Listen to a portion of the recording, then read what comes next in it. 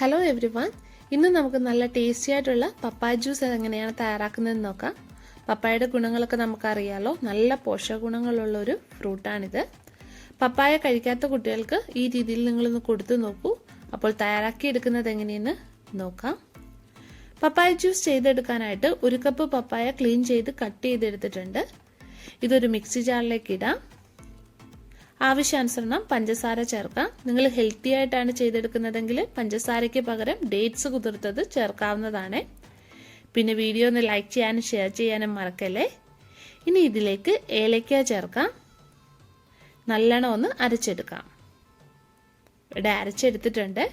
ഇതിലേക്ക് ആവശ്യാനുസരണം പാലൊഴിച്ചു കൊടുക്കാം. നല്ല തണുപ്പിച്ച പാലൊഴിക്കാവേ. അപ്പോൾ അരച്ചെടുക്കാം. എന്നിട്ട് ഇത് ഗ്ലാസ്സിലേക്ക് നമുക്ക് ഒഴിച്ചു കൊടുക്കാം. അപ്പോൾ പപ്പായ മിൽക്ക് ഷേക്ക് തയ്യാറാക്കി എടുത്തിട്ടുണ്ട്. നല്ല ടേസ്റ്റി ആയിട്ടുള്ള ഒരു ഡ്രിങ്കാണ്. ഉറപ്പായിട്ട് ചെയ്ത് നോക്കുക. പിന്നെ വീഡിയോ ഒന്ന് ലൈക്ക് ചെയ്യാനും ഷെയർ ചെയ്യാനും മറക്കല്ലേ. അപ്പോൾ നമുക്ക് വീണ്ടും മറ്റൊരു നല്ല റെസിപ്പിയുമായി കാണാം.